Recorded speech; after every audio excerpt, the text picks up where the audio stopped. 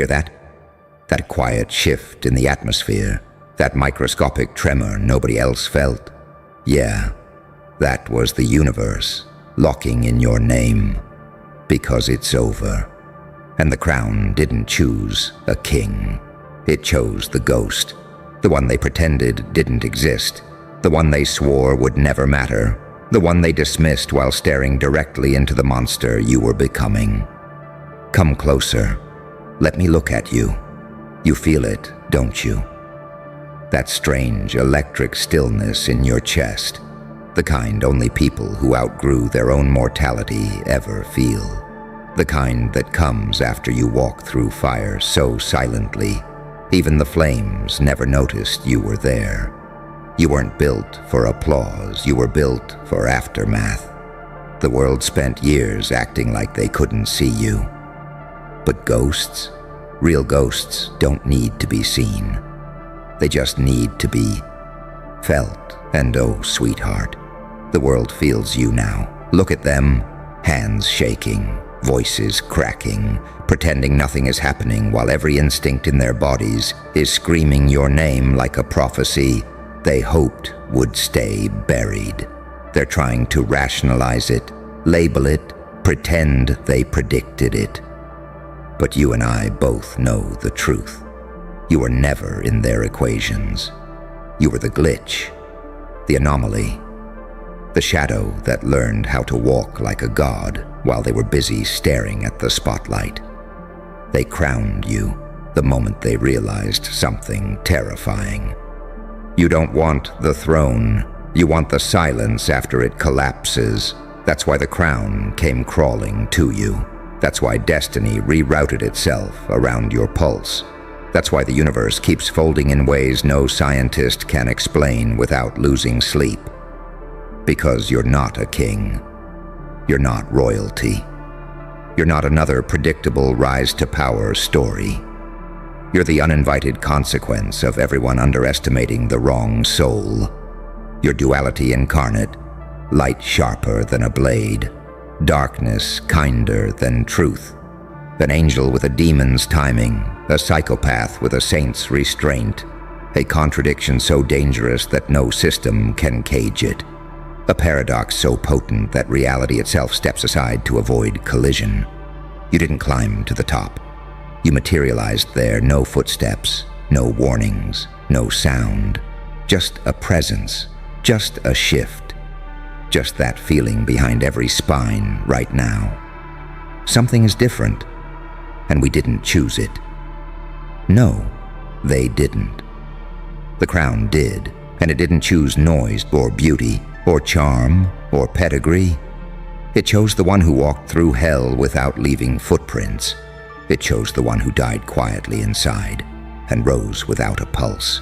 It chose the one whose existence rewrote the hierarchy without a single announcement. It chose the ghost. You. Do you understand what that means? It means they can't fight you, they can't track you, they can't predict you, they can't even admit you terrify them, because acknowledging you would mean acknowledging every mistake they made, ignoring you. You are the karmic receipt, the overdue prophecy, the whispered warning that finally manifested with teeth. And now, they're scrambling, trying to negotiate with a force they didn't even believe in, trying to tame a presence that never asked for a seat at the table, trying to survive the arrival of something that isn't here to be adored, but to remind them what silence can become. When pushed too far, listen closely. That quiet chill in the air, that's not fear, that's recognition. They finally see it, they finally feel it, they finally understand the nightmare they crafted with their own hands, because they didn't just overlook you, they created you. Every time they ignored you, you sharpened. Every time they doubted you, you deepened. Every time they underestimated you, you evolved. And now the crown sits heavy in your shadow, waiting for your pulse to decide the fate of everything trembling beneath it. You're not their leader. You're not their equal. You're not their replacement. You're their reckoning. The ghost who learned how to command gravity, the shadow that became sovereign, the invisible one who now makes the entire world flinch, not because you appeared, but because you never needed to. So go on. Lift your chin, feel that weight settling on you. That's not burden, that's coronation, and it's about damn time the world realized. The crown never chooses the king. It chooses the force it can't survive without, or escape from. And in the end, it chose you, the ghost they pretended didn't exist, until the universe bowed first before you breathe, before you blink, before you dare tell yourself this is a dream. Let me drag you deeper into the truth they're still too afraid to say out loud. You know why the crown chose you, don't you? Not because you're loud, not because you're celebrated, not because you've got armies cheering your name, no. It chose you because you carry something no king ever could. The silence of someone who survived everything. That silence, the one that lives in your ribs, the one that hums when the room gets too still. That silence is louder than every empire that tried to swallow you whole. Kings get built by ceremony. Ghosts get built by loss. Kings rise through alliances. Ghosts rise through ruins. Kings get polished. Ghosts get sharpened. You didn't ascend. You returned. And oh, how it terrifies them, because kings are predictable. Kings have human limits. Kings need people to support them, praise them, validate them. But you don't need any of that. You don't even need a body to rule, just presence, precision, and that quiet, lethal awareness they can feel breathing down the back of their necks. They hate that you don't want their world. They hate that you don't need their approval. They hate that their logic, their metrics, their who deserves what calculations crumble. When you step into the room, you are the flaw in their formula, the crack in their architecture, the consequence of their arrogance. You're the ghost that stayed alive. And nothing is more threatening than something that refuses to die when it was supposed to. Look around. Notice how their eyes linger longer now, how conversations glitch when you walk past, how the energy shifts like something ancient just woke up inside your skin. People can sense power, but they can feel inevitability, and that's what you are. Not just powerful, not just dangerous, inevitable, the kind of being who doesn't fight for thrones. They appear, and the throne throws itself at their feet out of sheer instinct, because it knows. Deep down, it knows. You weren't chosen to rule. You were chosen because the world needs someone who can stare into the void and not blink. You were chosen because you move like someone who's died before and came back with the blueprints. You were chosen because every version of you that broke turned into armor around the version that learned to endure. Tell me, aren't you tired of pretending you're normal? Aren't you tired of acting like you didn't see things others couldn't see? Didn't survive things others couldn't survive? Didn't evolve in ways others weren't built to understand? You're not a king. You're not a hero. You're not chosen by fate. You are what happens when fate gets outplayed. You are the ghost they tried to erase, but the universe remembered. You are the shadow they dismissed, but destiny bowed to. You are the quiet one, but silence itself became your weapon. And now every room you enter feels colder, sharper, hungrier. Not because you changed, but because the world finally noticed what you've been carrying all this time. That crown didn't land on your head. It materialized from the ashes in your lungs. It didn't choose you because you fit the role. It chose you because you bent the role around your existence, and the funniest part? They still think they can outrun what you've become. They still think they can ignore you, contain you, frame you, predict you, shrink you back into the version of yourself that was easy for them to misunderstand. But ghosts don't shrink. Ghosts hover. Ghosts linger. Ghosts haunt the very foundations of the people who lied about seeing them. You know what the crown whispered when it settled over your shadow? This time, the unseen one rules. Not the chosen one, not the appointed, not the celebrated, the one who slipped through every net, the one who couldn't be killed by doubt, the one who wasn't supposed to live long enough to change the story. And yet here you are, bending the ending in real time. So stand there. Stand exactly as you are. Silent, dangerous, unbothered. Let them scroll past, pretending they don't feel it. They know. They feel it. They sense it in their teeth. Because it's over. The world didn't just crown a ruler. It crowned a ghost. Its first and final warning. And the crown? It didn't choose wrong. Good. You stayed.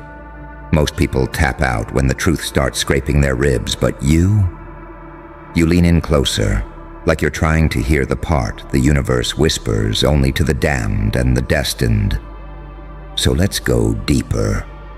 Let's talk about what really happened the moment the crown drifted toward you. It wasn't admiration, it wasn't recognition, it was submission. The throne didn't bow because you earned it. It bowed because something older than time realized you were the only force left that couldn't be broken, bribed, bought, or blinded. A king can be dethroned. A ruler can be replaced. A leader can be betrayed.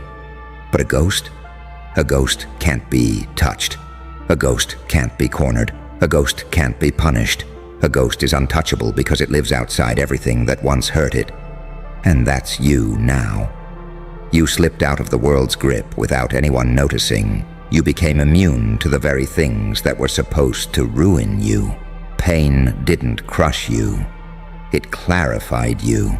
Hatred didn't break you. It built you. Loss didn't empty you. It hollowed out a space where something celestial could grow. You evolved in the shadows, and evolution without witnesses becomes mythology. That's why they're terrified. That's why they're whispering. That's why they're watching you with the same nervous awe people feel before a storm breaks open the sky, because they can't track your transformation.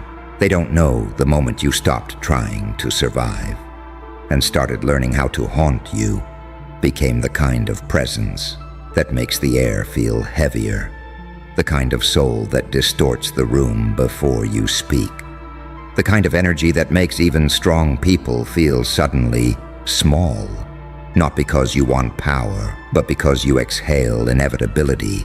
People like you don't walk into destiny. Destiny walks into you. They don't teach that part in history. They don't write about it in mythology. They don't warn about it in prophecy, because no one expects the forgotten one to be the cornerstone. No one expects the invisible one to be the climax. No one expects the ghost to be the axis the whole story spins around.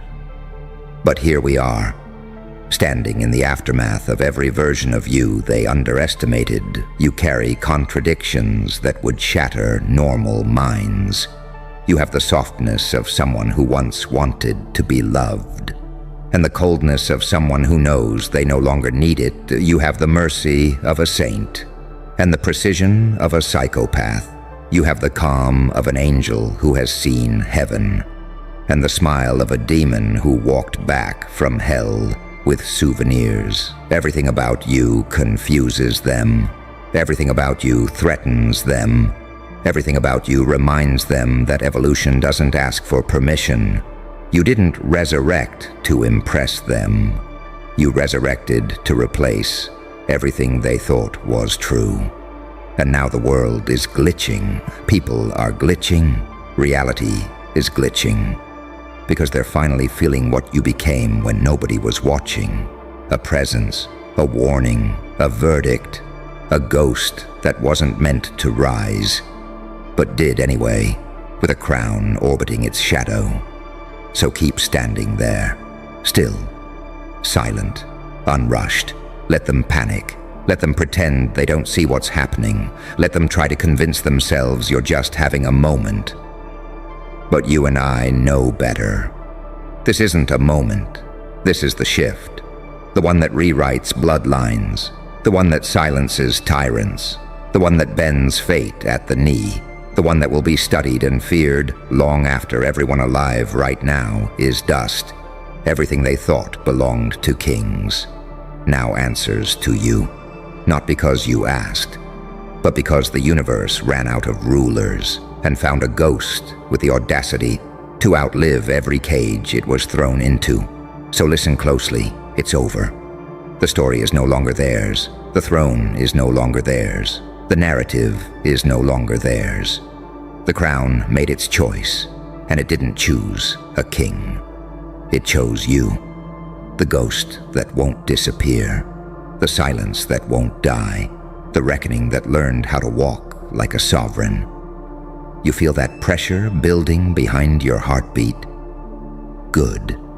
That's what happens when truth starts aligning with identity, when the version of you the world ignored finally stands up inside your chest and looks around like it owns the room. Because it does. You do. And the sickest part, they knew this was coming. They felt it long before they could name it.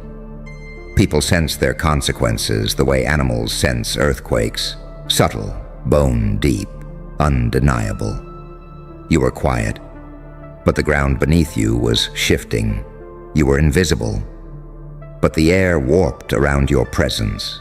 You were overlooked, but destiny kept circling your orbit like a predator, trying to decide whether to bow or flee. And eventually, it bowed. Let's explore why. You didn't rise because you were chosen. You rose because everything that tried to bury you forgot one rule of the universe. Pressure doesn't destroy ghosts. It detonates them. Every crack they carved into you became an entry point for something ancient and powerful to seep in. Every betrayal rewired your instincts sharper. Every loss scraped away the softness that would have made you break. You didn't become stronger. You became necessary. And necessary beings are the most dangerous creatures alive. The crown didn't choose you because you wanted it. It chose you because you're the only one who understands what it means to rule alone, without validation, without audience, without applause. A king needs loyalty. A ghost needs nothing. A king fears rebellion. A ghost is rebellion. A king wants his power seen. A ghost wants his power felt. Tell me, when was your last true weakness? The last time something actually pierced you? The last time someone reached your core and didn't walk away bleeding? You don't even remember, do you? Because somewhere along the line, life stopped being personal and became structural. You stopped reacting and started observing. You stopped chasing and started calculating. You stopped breaking and started becoming untouchable. That's when the shift happened. That's when they stopped calling you dramatic and started calling you unpredictable. That's when they stopped mocking you and started monitoring you. That's when the crown, this ancient symbol of control, felt a disturbance in its lineage and turned toward the one presence that couldn't be manipulated, you. Not the loudest, not the brightest, not the strongest, the inevitable one, the one who survived the kind of pain that rewrites DNA, the one who walked through the kind of darkness most people don't come back from, the one who learned to stand so still, the world forgot you were breathing, until you exhaled and everything shook. Look at them now. Look at how they move around you, careful, hesitant, pretending not to stare, while their instincts scream warnings into their spine. They don't fear what you are, they fear what you know. Because ghosts don't just haunt places, they haunt patterns. They haunt memories. They haunt lies. You carry every version of yourself like a hidden army.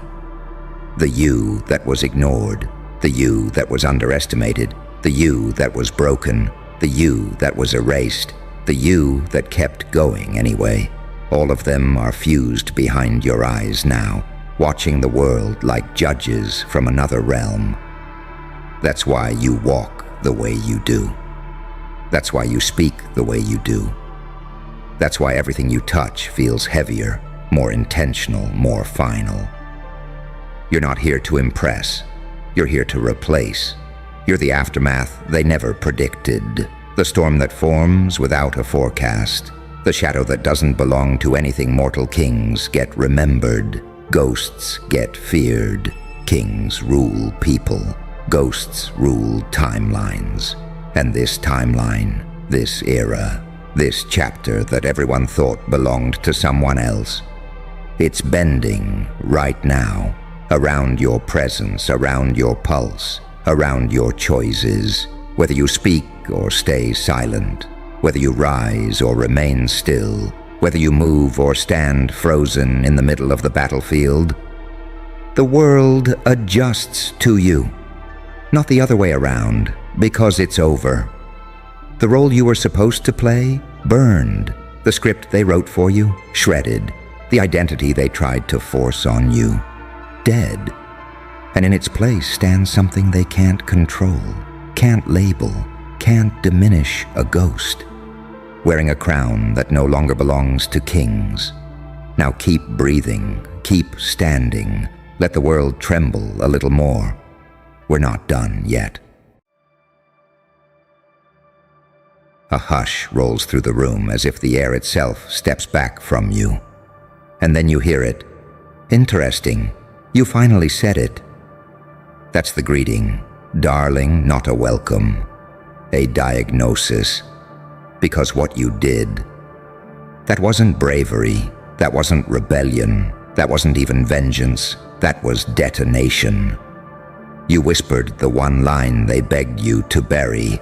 The line they prayed you'd never reach, never uncover, never even think.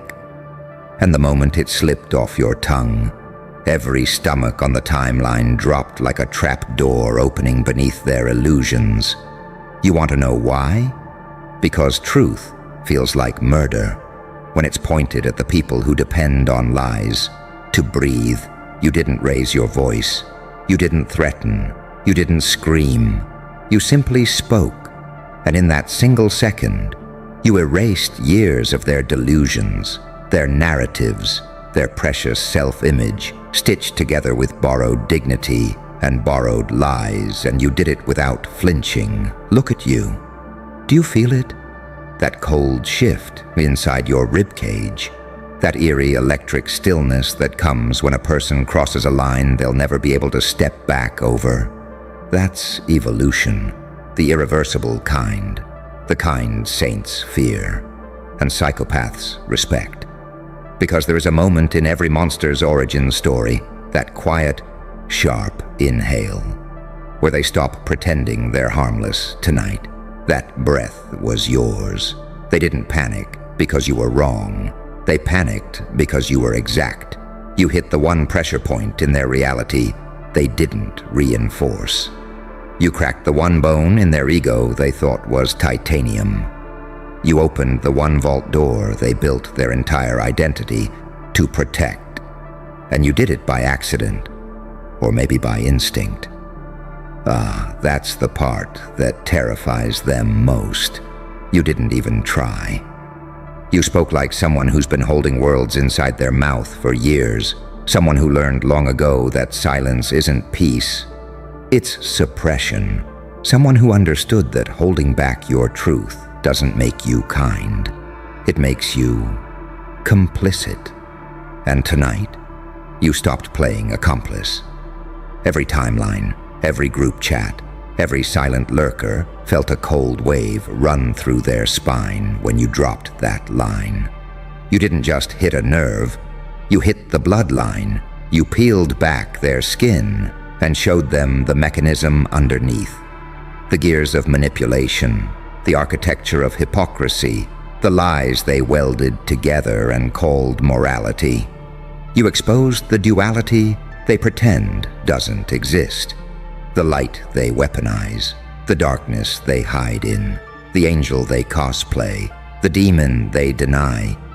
And you did it all with a sentence, a single sentence, a sentence powerful enough to flip the archetype they cast you in. You were supposed to be the harmless one, the quiet one, the agreeable one, the one who swallows truths to keep everyone else comfortable. But tonight, you became the mirror. And mirrors don't lie. They reveal. That's why the timeline froze. That's why hearts dropped. That's why their throats tightened like they swallowed ice. Because you didn't attack them. You reflected them. And people would rather burn the mirror than face their own reflection. You know what's really sick? They'll act offended. They'll call you dramatic. They'll call you crazy. They'll call you out of line. But deep down, in that dark little corner of their conscience, they hope nobody can see. They are grateful you said it. Because it means they don't have to. You carried the weight they couldn't lift. You cracked the seal they were too timid to touch. You did the emotional demolition they needed, but would never dare initiate. That's why they're shaking. That's why they're silent. That's why they're watching you now like a storm forming on a radar. They know what this means. A person who finally tells the truth, the real truth, becomes unpredictable. And unpredictable is power. Unpredictable is dangerous. Unpredictable is free. You crossed the threshold. You evolved past permission, past approval, past their comfort zones, past their carefully rehearsed fantasies about who you should be.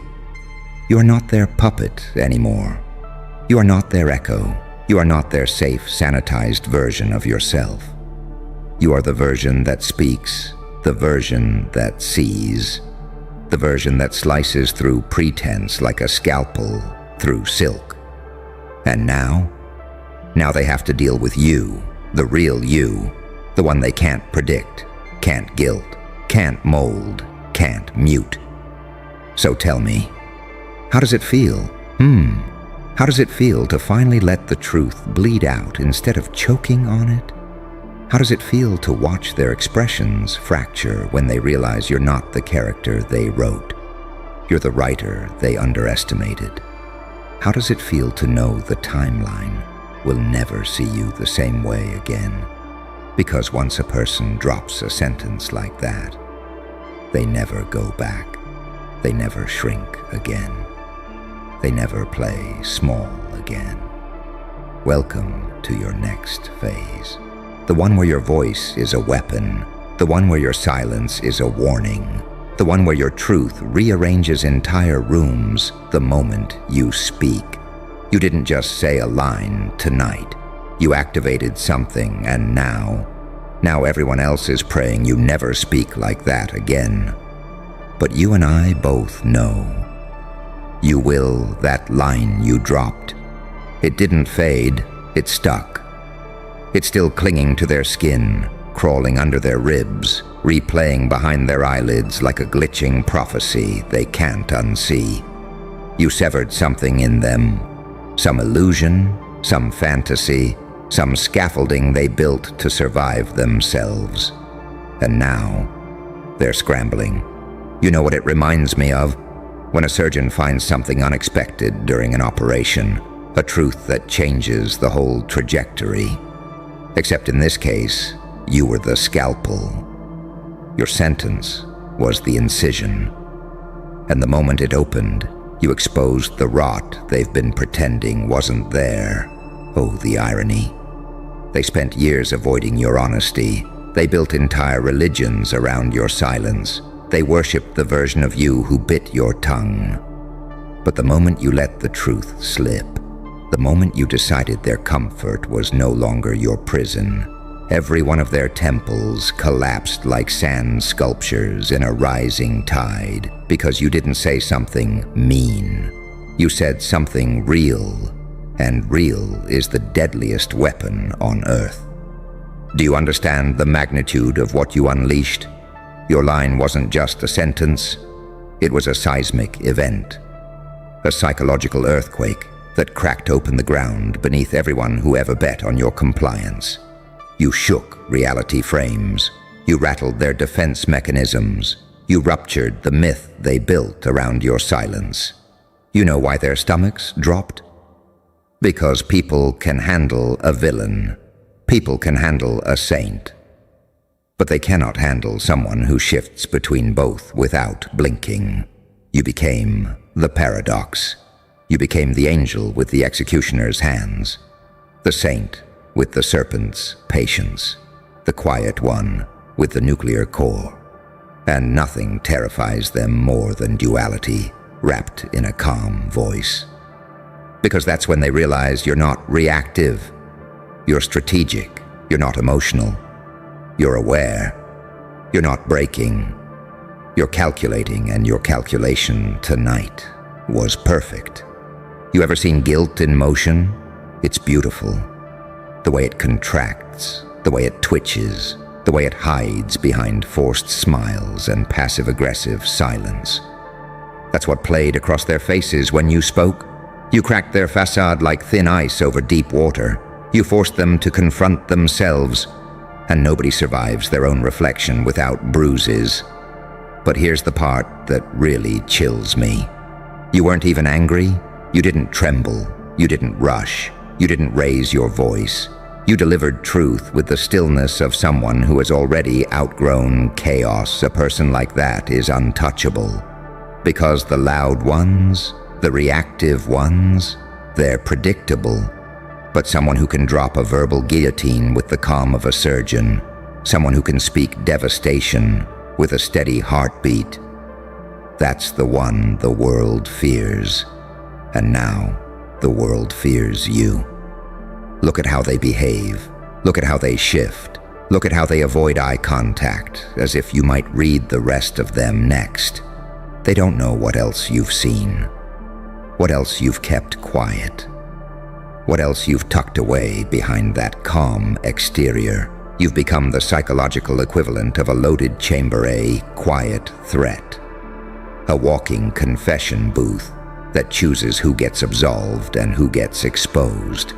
And that terrifies them, because deep down, they know you're not done. Once a person tastes the power of truth, not the diluted stuff, but the kind that slices people open, they never go back to pretending. You've entered the realm of irreversible transformation. Your tongue isn't a muscle anymore. It's a blade. And tonight, you proved you're willing to use it. But there's a twist they never saw coming. The line you said, the one that dropped every stomach in the room, it didn't just reveal them. It revealed you. It showed them the version of you you've been hiding, the one forged in silence, sharpened by restraint, tempered in observation, the one who listens like a god and speaks like a judge. You think they're afraid of what you said? No, they're afraid of what it means. Because someone who can deliver a truth like that without hesitation is someone who has stopped needing permission to exist. Someone who has stopped needing validation to speak. Someone who has stepped fully into the version of themselves that no longer bows. And when a person stops bowing, everyone around them starts kneeling, some with respect, some with fear. But they kneel all the same. So breathe just for a moment and feel it. The shift, the power, the weight lifting off your spine because you no longer carry what isn't yours. The room bending around you because you no longer shrink to fit it. The world holding its breath because you've proven your voice is not decoration. It's demolition. You spoke one forbidden line, and you changed the entire gravitational field of the conversation. Imagine what happens when you speak again. Go on, feel that. That's not guilt. That's not regret. That's ascension. The dangerous kind. the kind that changes the architecture of your identity and forces others to adjust or get crushed beneath it. And trust me, they're adjusting, because after tonight, they'll never underestimate your silence again. They'll treat every word you speak like it could be the next detonation. And maybe it will be, because you're done being quiet, and the world is finally learning what that costs. A strange quiet falls around you. Not peaceful, not gentle, but the kind of silence that forms after a building collapses, dust in the air, shock in the lungs, no one daring to breathe because they don't know if the ground under them is still safe. Your sentence did that. It moved through the timeline like a blade dragging across glass. Slow, precise, inescapable. It carved through their illusions and left them staring at the shards, confused by how sharp the world suddenly feels. You didn't raise hell. You didn't stage a scene. You didn't shout. You simply spoke, and the simplicity is what made it fatal. There's a reason people fear scalpel cuts more than explosions. Explosions destroy everything. Scalpels expose what's underneath. That's what your line did. It exposed. It revealed. It cracked open the anatomy of their secrets and showed what they've been hiding in dim corners under borrowed bravado. That one sentence didn't come from anger. It came from clarity, and clarity terrifies more than rage ever could. People know how to defend themselves from fury. They have no idea how to survive truth. They felt you see them, really see them, and that is the deepest violation to anyone who built their personality on pretending the shift in the room wasn't accidental. It was gravitational. Every eye snapped to you, the way planets snap toward collapsing stars, not out of attraction, but out of fear of what happens when something finally becomes honest. Because honesty is rare. Raw honesty, bare honesty, honesty spoken by someone who doesn't need applause or agreement, that's extinct. And you just resurrected it. They begged you to bury that one line because they knew it had teeth. They recognized it for what it was. A key, the kind that opens doors and cages, the kind that crumbles reputations, the kind that rearranges relationships. They hoped you would never realize the power in your chest, the fire in your voice, the precision in your perception. But you did. You took the sentence they feared most, placed it gently on the table and let the silence do the rest. The reaction wasn't shock, it was exposure. They weren't afraid of the words. They were afraid of the part of themselves those words touched.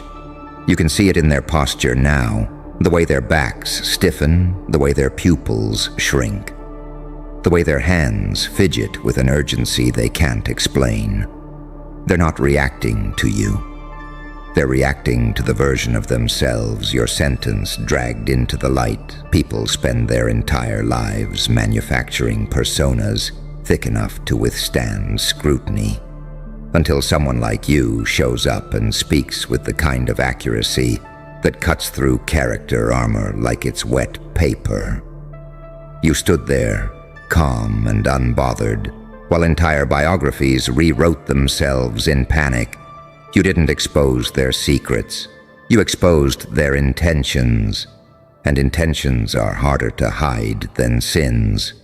They always knew you had that ability. The way you look at people like you're peeling back layers. The way you listen like you're mapping the architecture of their psyche. They didn't fear you because you're loud. They feared you because you're observant. They feared the day you would stop protecting them with silence. Tonight was that day. And now they're spiraling, rewriting history in real time, scrambling to pretend your sentence was exaggerated, unfair, out of nowhere but somewhere deep in their stomach. The same place that dropped. They know it wasn't exaggerated at all. It was the first honest moment they've had in years. But here's the part that chills them. Your delivery wasn't emotional, it wasn't vengeful, it wasn't dramatic, it was effortless. And effortless truth is lethal. Anyone can weaponize anger. Only a rare few can weaponize accuracy. You didn't just say the thing they didn't want said. You said it with the clarity of someone who's done biting down on their own tongue to make others comfortable. That shift is irreversible. Once you cross into the realm where you speak without fear, your entire presence changes. The air around you hardens. The world moves differently. People watch their steps. They know now that your silence was never weakness. It was restraint. Restraint. They mistook for obedience. Restraint they relied on. Restraint they abused. And now, restraint is gone. You've stepped into a version of yourself that no longer softens truth to keep fragile egos intact. You've stepped into the realm where your voice doesn't ask for permission. It announces itself. Where your presence doesn't blend. It cuts. Where your words don't whisper. They echo. Your sentence wasn't a slip, it was a shift, a psychological earthquake, a spiritual jailbreak. And everyone who heard it knows the ground will never feel stable around you again, because they don't know what you'll see next, what you'll expose next, what truth you'll drop without warning. You became unpredictable. And unpredictable is the final stage of power. The kind angels envy, the kind demons respect, the kind mortals fear. The timeline didn't drop because you spoke. It dropped because it finally realized you've stopped holding yourself back. And once someone like you stops holding back, the whole world learns what real gravity feels like. There's a reason the room still feels tight, like reality itself hasn't exhaled since you spoke. It's because everyone who heard that line is secretly waiting to see what version of you stands up next. The quiet one, the contained one, the one they used to mold, manipulate, predict. They already know that version is gone. Your truth didn't just reveal them, it resurrected you. There's a certain posture people take after they witness something that shakes their inner architecture. They become smaller, stiffer, careful. Look around. That's the posture they have around you now. Not because you attacked them, not because you humiliated them, but because you told the truth so cleanly, so calmly, so surgically, that everyone realized you've reached a level of self-awareness they can't defend themselves against. You see them, you see through them, and worse. They can no longer hide behind the illusions they used to keep you contained. They thought they knew your limits, they thought they knew your boundaries, they thought they could predict the lines you'd never cross. But the moment you said that sentence, the one they begged you to bury, you shattered the mental model they had of you. You erased their blueprint. You rewrote your myth, and myths rewritten never go back to their original form. Think about it. How many years did they rely on your silence to protect their stories? How long did they assume your restraint was a sign of surrender? How deeply did they depend on your politeness, your patience, your self-sacrifice? They mistook your quiet for softness, your observing for obedience, your patience for permission. But tonight, you issued a correction, and it echoed. It echoed through timelines, through group chats, through subconscious fears they didn't admit even to themselves. It echoed through the lives of every person who built a comfortable lie on the assumption that you'd never speak the truth they couldn't handle. Your one line didn't just expose them, it liberated you. There's power in that. Raw, dark, irreversible power. The kind you can't give back, the kind you can't unlearn, the kind you can't pretend you never touched. And that's the part that terrifies them most. Because once someone discovers how potent their real voice is, Once they realize how much the world changes when they stop censoring their truth. Once they feel that rush of clarity, that cold calm layered beneath the chaos they caused. There's no going back. You cross the point of no return, with elegance, with precision, with a simplicity that felt almost supernatural. You didn't just open your mouth, you opened the floor beneath them. And now the room watches you differently, with caution, with awe, with a quiet kind of fear people feel when standing near someone who has learned how to see. Without blinking, but in the chaos, in the echoes, in the silence that settled like ash after a fire, something else emerged too. Something nobody expected, you fully. Unfiltered, undeniable. Not the version of you shaped by their expectations, not the version you shrank into for peace, not the version who carried truths like live grenades hidden under your ribs, but the version who finally said the sentence that changed everything. And this is where the speech ends. Not with a warning, not with a threat, not with a promise, but with the truth they never wanted you to realize. The moment you chose honesty over obedience, you stopped playing in their story. You started writing your own. And they will feel that shift every single time you open your mouth from now on.